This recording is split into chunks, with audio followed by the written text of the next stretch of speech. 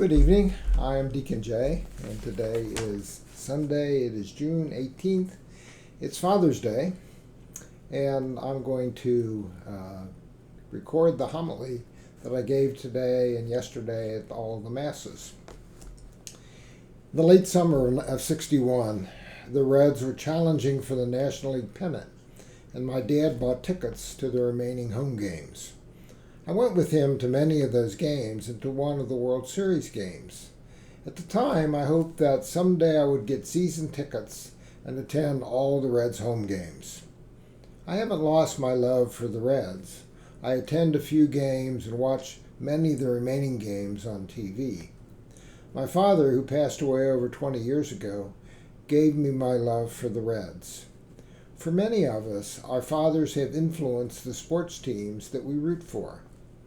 They also have a large impact on our decision to either follow Jesus or to abandon him. In today's gospel, Jesus is on the road, going through the towns and villages of Galilee. He has been teaching in synagogues, curing sickness and disease, and preaching the good news. Suddenly he stops and looks at the crowd. He sees a people troubled, dejected, and depressed. His heart was moved with pity, Matthew tells us, because they were like sheep without a shepherd. We dedicate this day to honor our fathers because they are so important both to the family and to society. Fathers have two critical roles. First, they are to lead their wife and their children to heaven. And second, they are to protect them from all harm, physical and spiritual. For those of us who are fathers, we must focus on these roles. We might think that, as fathers, we just need to spend time with our children, to be their buddy. But our main job is much more important than that. We are our children's primary role models. Throughout our whole life, we are encouraged to be Christ-like role models who follow Jesus in our words and our actions. Also, when our children are young, we are responsible for directing them, disciplining them, and keeping them safe. Today, Jesus' heart will be moved with pity because many are troubled and abandoned like sheep without a shepherd. Sheep follow a shepherd. Similarly, children tend to follow their father. Children trust that their father will protect them from harm. When some feel troubled and abandoned, it could be because their father, their shepherd, isn't doing his critical job. The need for good fathers and to be loved by fathers is evident in a broken, hurting, often fatherless world. So why then isn't there much appreciation for fathers and fatherhood? Or why is it that the culture frequently dismisses good dads? Is it because bad dads have been portrayed too often in pop culture?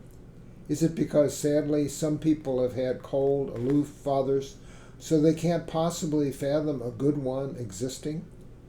Could it be that many have a disordered understanding of God the Father, thinking of him as a tyrant, issuing rules, rather than inviting him into a relationship with his merciful heart? I think that all of the above impact our view of fatherhood. But also, perhaps we don't appreciate and celebrate fatherhood as much as we should because good dads aren't asking for accolades. They're just being good dads. No fuss, no muss. They don't need recognition. They just need a family willing to be served, loved, and protected.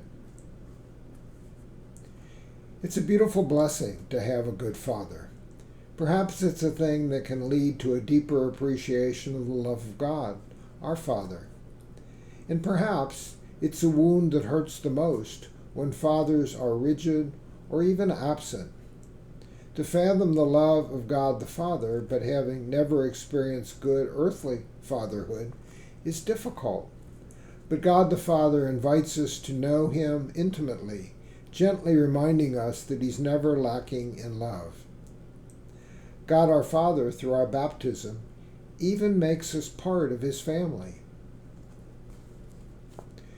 God the Father loves us so much that he sent his Son to die for us. It is difficult to even conceive of that love. In today's second reading, St. Paul tells the Romans, God proves his love for us in that while we were still sinners, Christ died for us. There is a tender strength in the father who has embraced his role in the family as a servant to his children, who guides them to deeper faith, who provides guidance, material needs, and fun. This father sees himself as important to the culture of this family and joyfully embraces the great responsibility of loving and leading the people he's been given. On this Father's Day, I would encourage all of us fathers to forgive ourselves for any mistakes we made in raising our children, and to resolve that we'll do better, to ask our children for their forgiveness, and to love them unconditionally in spite of any differences we might have. As fathers, we occasionally screw up, and our children do also. Like God the Father, we're meant to continue to love, sacrifice, and protect our children and our wife, especially when they screw up. This is what family is all about. None of our families are perfect. We are all a work in progress, but we can continue to try to do our best maintaining an ongoing relationship with our children and praying for them daily. God the Father loves our children more than we do. We must trust in that love and in our prayers that someday all of us will be united in heaven. Then our family will be eternally happy as we bask in the glory of God the Father forever. Happy Father's Day.